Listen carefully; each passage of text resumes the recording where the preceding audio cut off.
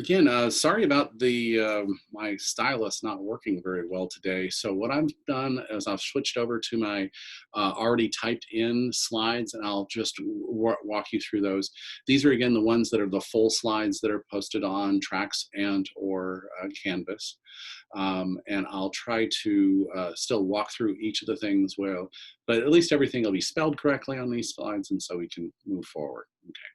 So up to now, we were talking about how to name aldehydes and ketones, and that we had a certain functionality to them that gave us this new bond that we were looking at, which is the dipole-dipole interaction, which is different than the hydrogen bonding and the van der Waals forces we had before. Okay, and we also talked about some of the spectroscopy of it. The carbon-oxygen double bond shows in a specific band in both the IR and the NMR. And we'll get to do a little bit more of that later, okay? But now, let's go ahead and talk about how to prepare aldehydes and ketones. We already did this a little bit in the previous chapter where we were looking at ways to oxidize down our primary alcohols. We had a specific reagent where we could take that primary alcohol and convert it to an aldehyde with, oh, there's a typo there, this is a hydrogen, PCC. Now, PCC will oxidize secondary alcohols down to ketones, but it'll take primary alcohols down to aldehydes. Now, all of the other oxidizing agents actually convert it all the way down to carboxylic acids, which we'll talk about in the next chapter. So we have that very specific reagent for making a primary alcohol into an aldehyde was PCC, and making a secondary into a ketone. We can also use PCC or the other oxidizers here. Now, in the last semester, when we were talking about alkenes, we talked about ways to oxidize alkenes down to aldehydes and ketones. If we wanted to oxidize it down to something simple, like an aldehyde or a ketone, we can actually oxidize just that carbon-carbon double bond using ozone and then treating it with dimethyl sulfide here. Okay, and what that does is it specifically reacts with the carbon-carbon double bond, giving us a complex where we have this 5-ring system with 3 oxygens in it, and then we decompose that, and that decomposes to give us 2, in this case, aldehydes. Okay, remember, if we have other R groups here, it actually will turn it into ketones. So if there's a hydrogen on your double bond here, you get an aldehyde. If there are no hydrogens on your double bond, you will get a ketone. Okay, so, and that's kind of exemplified in the next example here. If we break this part here, we're going to end up with a dialdehyde, or that common one called formaldehyde right here, plus a ketone here because we have a di-substituted double bond. So that's a great way to get to aldehydes or ketones from a double bond we've already made by some other method. And again, this is review from chapter 8. Okay, so whoa, that's too far.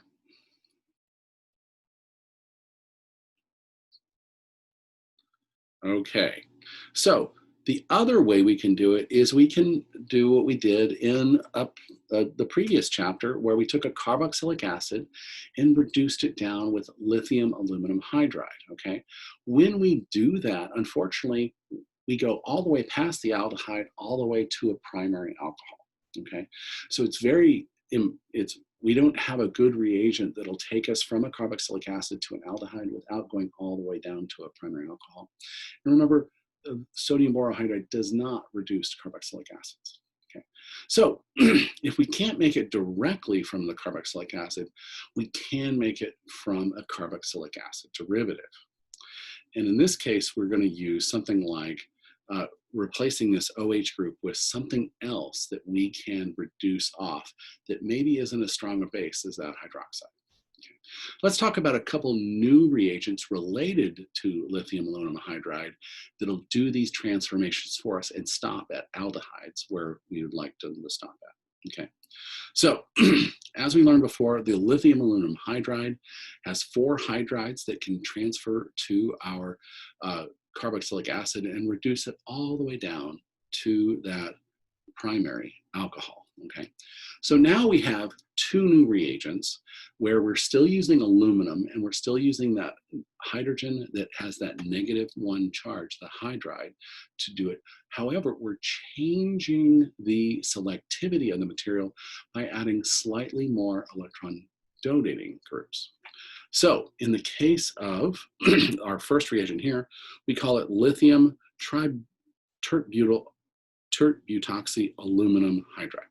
So the key feature here is that we have 3 tertiary butyl alcohols that are made with salts with this aluminum compound, okay? So we have 3 bonds of aluminum to oxygen to stabilize that aluminum here. And notice we only have 1 hydride, okay? So we only have 1 hydrogen to transfer. So it's much easier to stop the reaction because if we use 1 equivalent of this material here, it stops at transferring 1 hydride, okay? So the next reagent we're going to look at is called diisobutyl aluminum hydride, or Dibal for short, Dibal H right here. It has done the same thing. We are changing the reactivity of the aluminum center by removing 2 or 3 of the hydrogens and adding a carbon aluminum bond. When we do that, it changes the reactivity of the aluminum, making it less reactive, and less reactive makes it more selective. Notice the other thing that Dibal does for us, we have 1 hydrogen to transfer. So for every 1 equivalent of Dibal H you use, you get 1 proton transferred to your system. Now, in lithium aluminum hydride, it's not selective. We can transfer 1, 2, 3, 4 of those hydrogens, of those hydrides to our system, and therefore with even a little bit of the material in there, you can reduce down a large number of functional groups. So we're adding selectivity to the system, and we're adding a single hydride to transfer. So that's the important part about these 2. Now, the more common of them is, of course, the Dibal H right here. But anytime you see this huge, long written thing in a system, think it has the same reactivity as Dibal. Okay. So let's look at how we can prepare an aldehyde by reduction. Remember, we can't take that carboxylic acid and reduce it down with lithium aluminum hydride. It'll just go all the way to the primary alcohol. So with selectivity of the system, we will get to there. Okay, so the first thing we want to look at is a very reactive acid derivative, and this is the acid chloride right here. So we've replaced OH with Cl. So we've taken that OH off of the carboxylic acid and add the chloride there, okay? That chloride is a weaker base than the hydroxide coming off, and therefore we can use these reducing agents to take off just the chloride and stop it at the aldehyde. So in the case of an acid chloride, we want to specifically use the tert-butoxy derivative right here. So it's tri-tert-butoxy aluminum hydride right here. And notice we do this at a very low temperature right here to make sure it doesn't reduce down the carbonyl. And all we do is get substitution of the chloride, maintaining the carbonyl, and it stops at the aldehyde, okay? So in the case of another derivative of a carboxylic acid we have the carboxylic acid ester. We've replaced the OH with an alcohol group here, and that changes its reactivity as well. And in this case, we can transfer that single hydrogen of the Dibal, that single hydride of the Dibal, to displace the alcohol group here, yielding us our aldehyde right here. Okay, and the next one, you might not look like a carboxylic acid derivative, but this is actually a carboxylic acid derivative. This is the C triple bond N, which is a nitrile. And it's like having an amide that you've removed water from. So it's technically a carboxylic acid derivative, and we can do the exact same thing where we can add just the hydrogen to the carbon with the triple bond of nitrogen here. And then we have to actually hydrolyze off that nitrogen, and we end up with the carbonyl carbon. Actually, the carbonyl oxygen actually comes from the water in the reaction. The aldehyde hydrogen comes from the dipole. And we'll look at that mechanism as we go forward, okay? So key here is selectivity and choosing a better leaving group than OH. So in the case of the acid chloride, the chloride is the better leaving group than OH. The alkoxide is a better leaving group than OH. And we end up actually transferring off an amine after we hydrolyze with water. Okay, so let's talk about the mechanism of these different things. So the first thing we want to do is we want to make sure we can make our acid chloride. And we've used this reagent before. It's called thionyl chloride, SOCl2. We've used it to convert alcohols into chlorides. And we use those chlorides to displace things. So we use the same reagent to displace the OH off of the carbonyl and put that chlorine on there. And we'll talk a little bit more about this in the next chapter, right here. But so we have this much more reactive derivative of the carboxylic acid. Now again, we did it because chloride is a better leaving group as the anion than the hydroxide. It's a weaker base and therefore it's a better leaving group, okay? So we can take our reagent here. Again, the acid chlorides, we need a very, very weak reagent and we use the tri-T-butoxy aluminum hydride to do this. And so it's the one with the 3 oxygens bonded to the aluminum will get us to stop at displacing just the chloride and obtain that aldehyde. Okay. There's another reagent we can use to make that acid chloride. It's called PCl5 or phosphorus pentachloride. This does basically the same thing. It removes the OH from the system and turns it into a phosphoric acid and transfers a chloride to the carbonyl. Okay. We'll use that reagent again in 2 chapters. So keep an eye on that one. Okay, so in the case of the acid chlorides, we want to again use the tri-T-butoxy aluminum hydride. And when we do this, we're transferring exactly 1 hydrogen to the carbonyl compound, and we are not reducing down the carbonyl. So to see how it works, you know, the first thing we have to think about is that the oxygens on the aluminum make it less reactive, okay? And we only have 1 hydrogen to transfer. So we have selectivity from changing our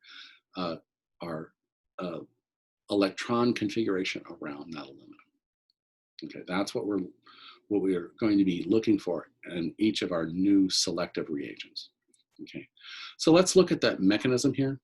So the first step in the mechanism has to do with the idea that the lithium is, of course, electropositive. That complex of aluminum, hydrogen, and the 3 alkoxy groups there, that is a negative ion. And so that lithium is counterbalancing that negative ion. And so when that lithium reacts with the lone pair on the carbonyl carbon, you form a nice complex here that gives you the lithium complex here. Notice the entire species here is now positively charged, and this entire species here is now negatively charged, okay? Because we form that complex, these are now in intimate contact with each other, and that gets them into the position where, okay, I can wait around and do exactly the reaction I want to do.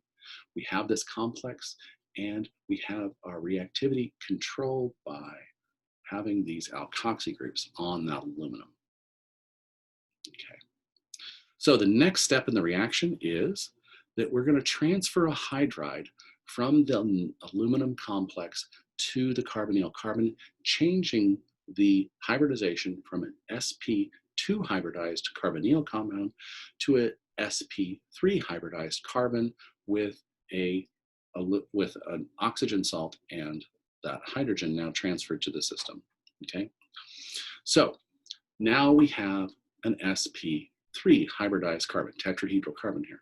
So the next thing that has to happen is that we need to have our aluminum group act as a Lewis acid, okay?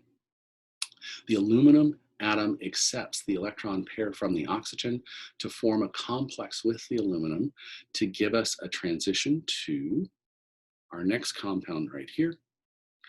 Okay, once we've done that, now we can have a lone pair from the oxygen kick in and kick out the best leaving group. Okay, So let's talk about kicking out the best leaving group here. So because we have this aluminum complex right here, we don't want the oxygen to leave as a 2-. That would be a horrible leaving group, okay? We don't want the R group to leave as an R- because that's a very, very strong base, okay? We could have the hydrogen leave as an N-, but then we'd be back to our starting material, okay? So if instead we took our weakest base, i.e. the chloride ion, and had it kick out, we would generate our more thermodynamically stable product. So in the case here, we have our lone pair come in from our oxygen, kick in here, kicking out our chloride ion. Our chloride ion here is our weakest base, and therefore it is favored, okay? Once it does that, it can counterbalance with the with the lithium compound here, and we kick out the lithium, and we end up with this aluminum complex here, okay? And that's where the reaction stops, okay? Until you quench the reaction by adding water at the end, it'll stop here at this aluminum complex. So it's an acid-base complex with that aluminum compound, okay? So then once you hydrolyze off this aluminum compound right here, you regain your aldehyde. Okay, so the first step, again, we're transferring a single hydrogen with a negative charge to our carbonyl. It stops there and waits for the best leaving group to leave. In this case, chloride is our weakest base. And therefore, and then we have our intermediate complex that we have to decompose with water to gain our free carbonyl compound. Okay, so most of the time when we see these reactions, you're going to see the lithium aluminum hydride reagent, and then step 2 is going to be acid or water. Okay, so step 1 is going to be the reagent, usually at low temperature, usually in a non-polar solvent, a solvent like ether, and then you quench the reaction in water to gain your carbonyl compound. Okay, so that's looking at the mechanism where we have chloride as the leaving group, okay? Okay. We can also do this same reduction with the esters or nitriles. And it undergoes a similar reaction process in the fact that we use our lithium reagent here. Unfortunately, that tri-T-butoxy reagent is too deactivated to allow it to react with esters or nitriles. So we have to go one step above, switch out those oxygens for carbons on the aluminum compound in dibol, and will allow us to get back to the aldehyde after using that hydrolysis step. Okay, again, in dibol it's the di-isobutyl aluminum compound right here. And what we've done is we've switched the alkoxy groups for these carbons right here, increasing the reactivity just a little bit to get us to be able to have the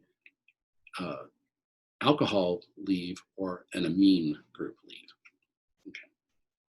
So acid chlorides will go with the tri-T-butoxy aluminum hydride compound, but for the the esters and nitriles, we have to go to dibol H.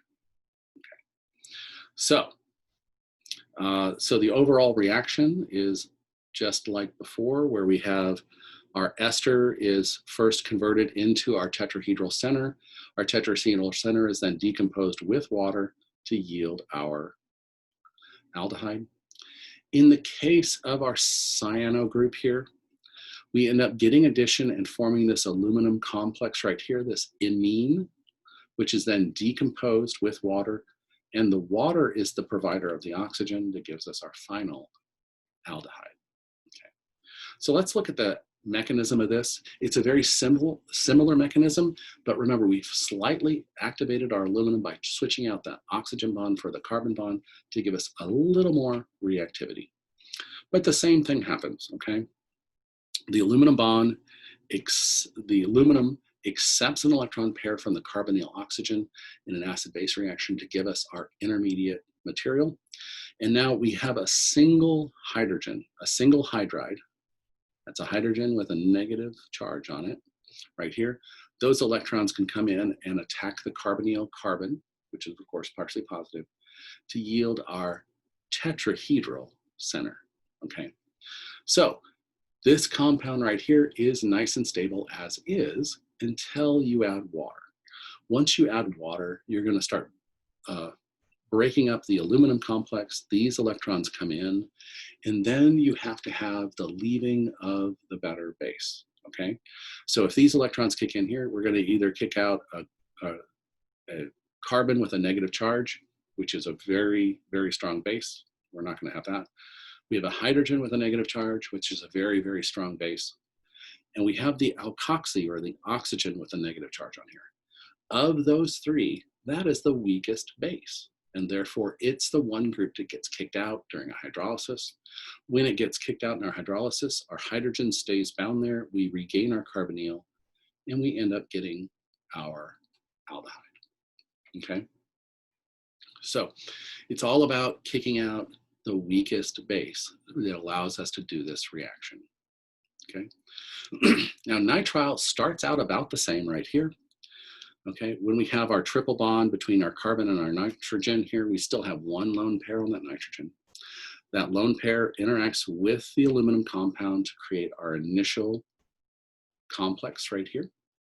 And once we get that complex, we actually go through, instead of, the carbon is actually going from sp hybridized to sp2 hybridized. So we're changing hybridization. Again, we're just not going all the way to the tetrahedral center. And we have our intermediate complex here.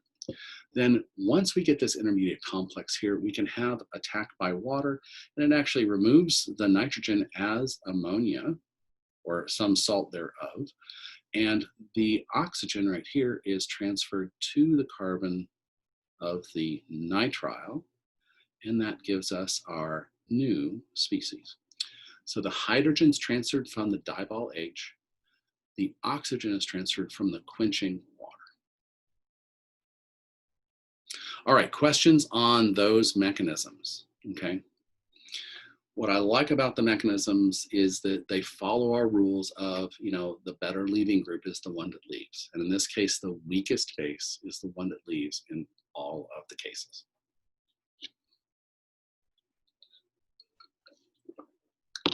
All right, questions? So would you say, would you say that like the main thing to take away is that the aluminum acid base complex is what kind of provides the hydrogen, and then like the water is what provides the oxygen? That's the main takeaway we're getting here. Yeah, well, no, in the nitrile, the water provides the oxygen, but in the case of the acid chloride and the ester, the oxygen was already there, or you can use the oxygen in the water. Okay.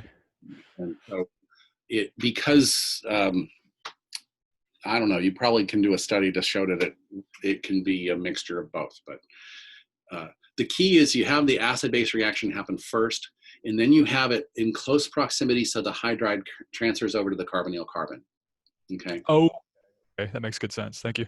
Once you get that, so you're directing where the hydrogen's gonna go. And then once the hydrogen's there, now you just have to wait around until the weakest base leaves, okay? And so typically by adding water, that changes the net acidity of the solution, and the weaker base leaves. And in the case of the ester, it's the alcohol, or the alkoxide. In the case of the nitrile, it actually leaves with ammonia, NH3. Thank you. All right, so, but I like, you know, once you walk through the mechanism, it's pretty simple. Okay, so that's how we make aldehydes specifically from acid chlorides. We use the tri-T-butoxy aluminum hydride compound. And from esters and nitriles, we use diball, di-isobutyl aluminum hydride. Okay, di-isobutyl aluminum hydride.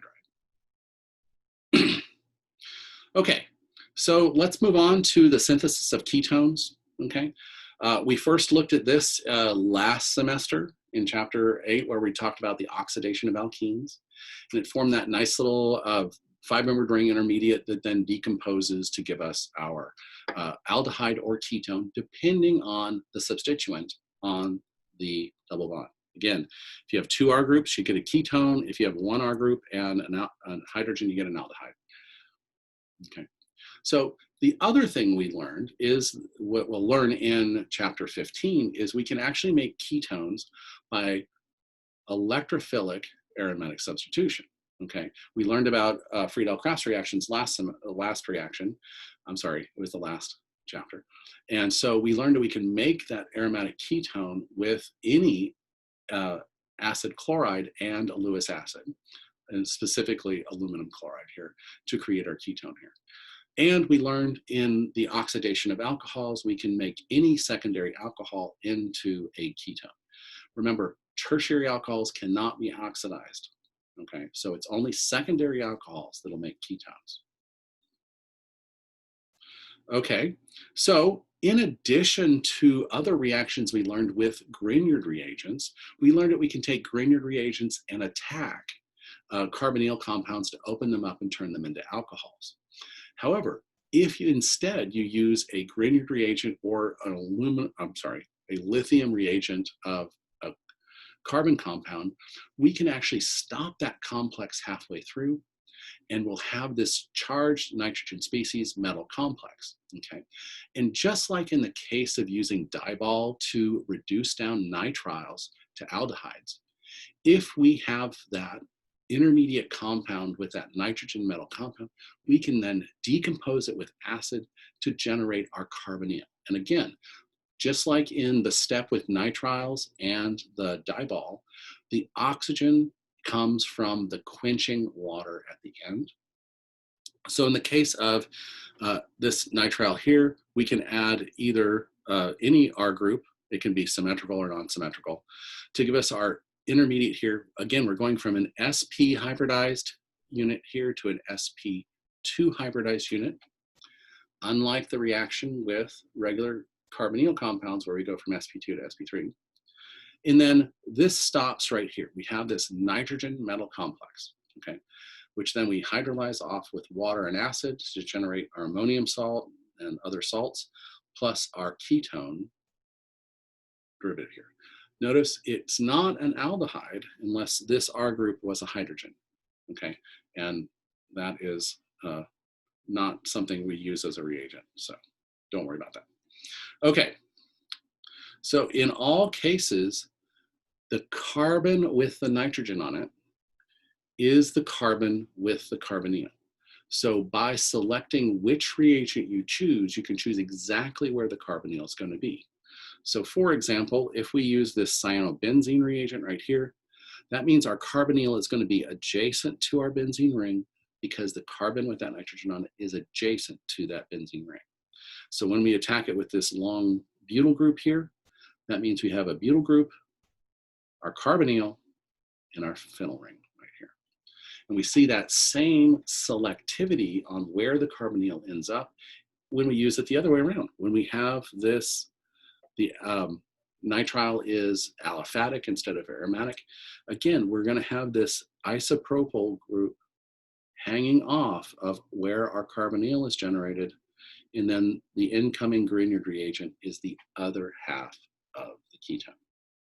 Okay, so it's neat that the nitriles undergo some of those same reactions, but instead of going through that tetrahedral center, it stops at this nitrogen metal complex that has to be hydrolyzed off to give us our ketone. Okay. So we also remember that if we have an aldehyde or a ketone and we attack that with a nucleophile, we're going to go to that tetrahedral center.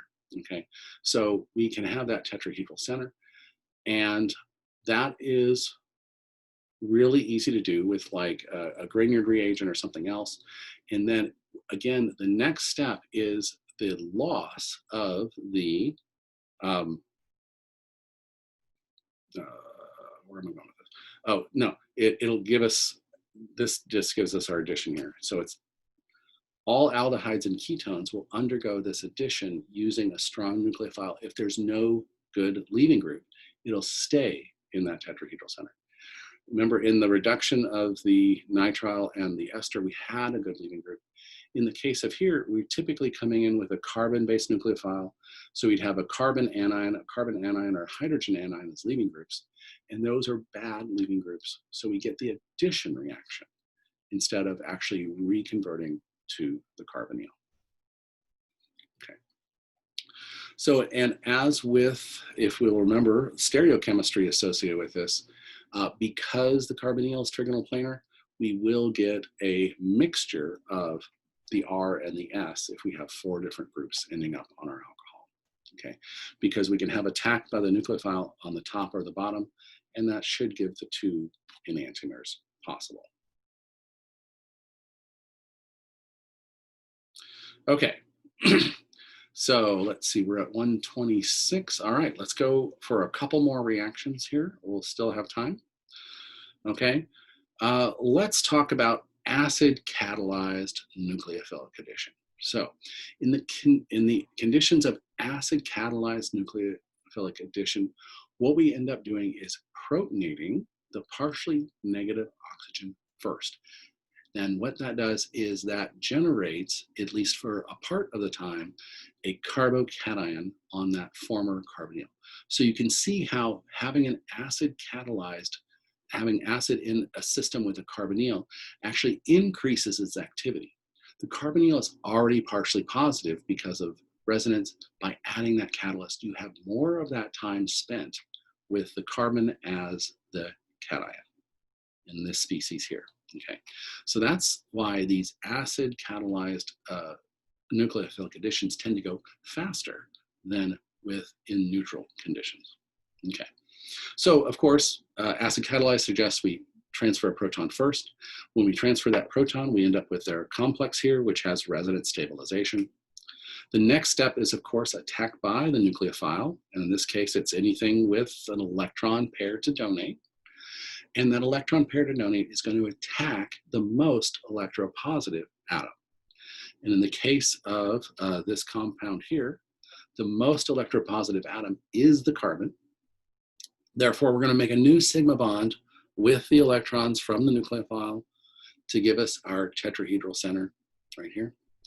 And then whatever our Lewis base is that we had generated in the first step here, it will deprotonate our nucleophile, giving us our neutral tetrahedral compound here and regenerating our acid. Again, acid catalyzed. So we regenerate our acid whenever we have an acid catalyzed system.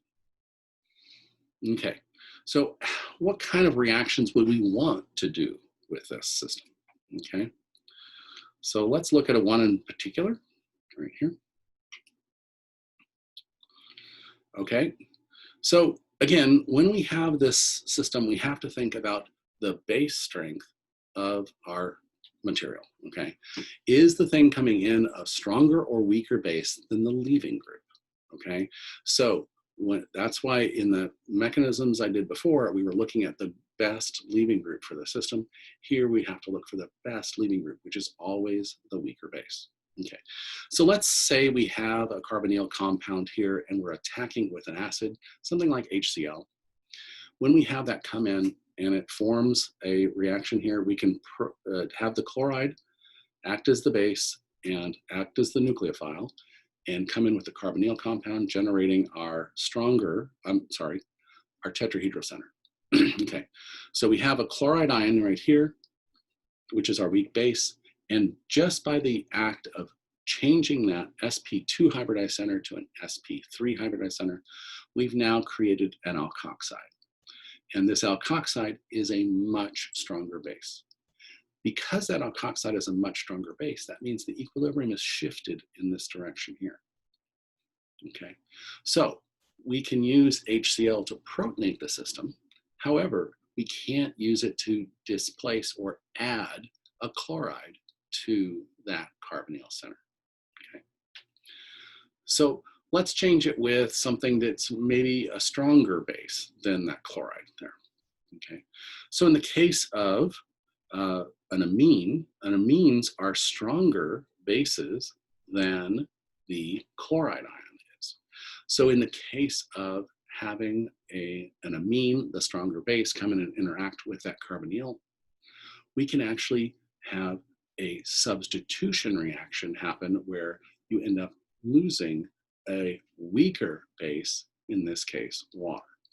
So, but the attack is the same. You have the lone pair on the nitrogen as your nucleophile.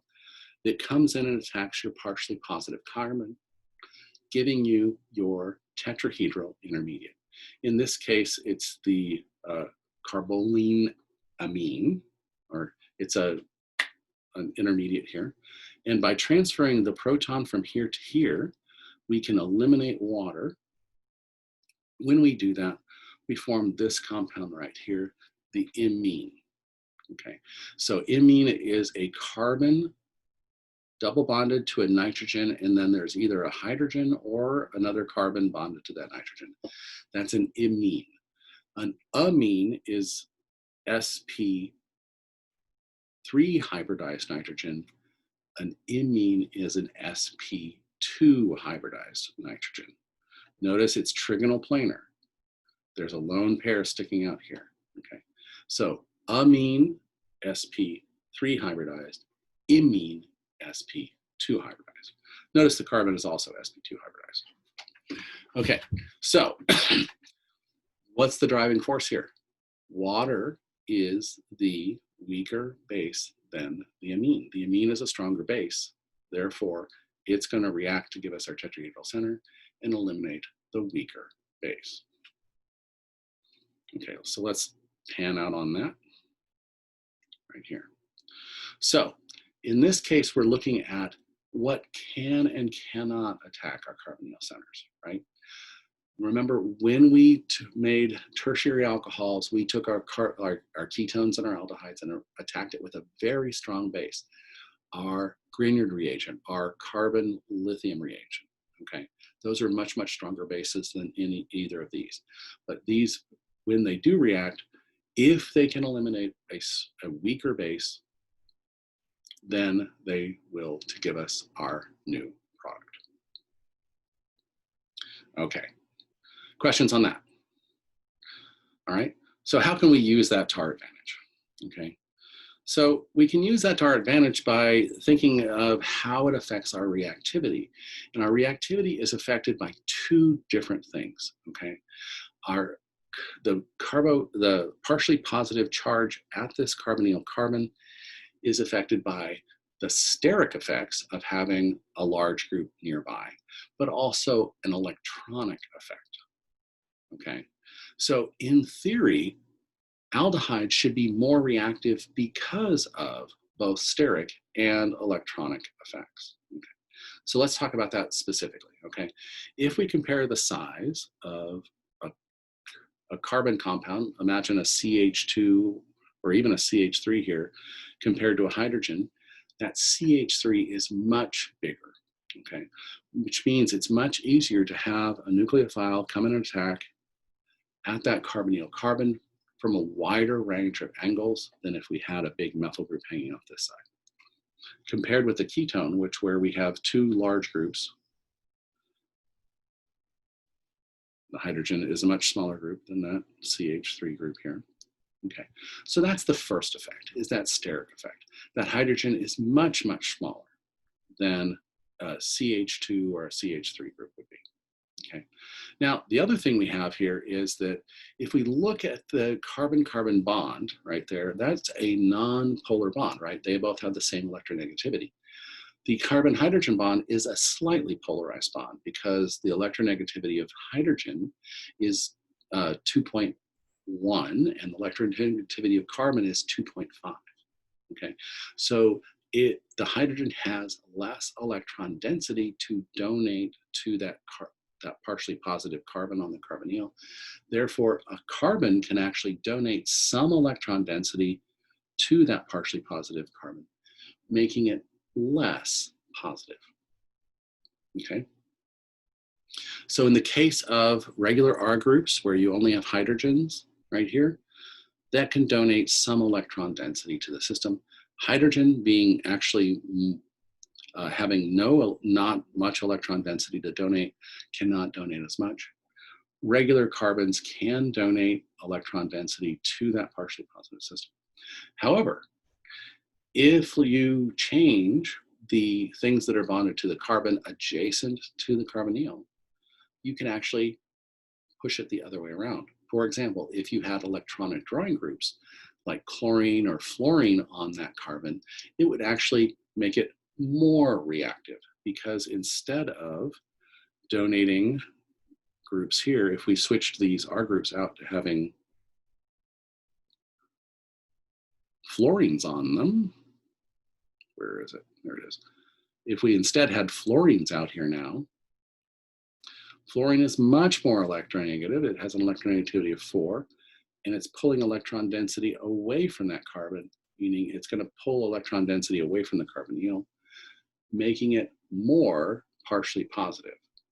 If it's more partially positive, it's more reactive. Okay. So, yeah, I don't want to do that just yet. I want to wait to do that tomorrow. Okay, so let's stop here with this effects, both the steric effect and the electronic effect of aldehydes and ketones. And most of the reactions we're going to do here is, we're going to take advantage of the fact that we have this polar bond, we have this partially positive carbon to deal with. All right, questions on naming, questions on properties, questions on effects of that carbonyl center.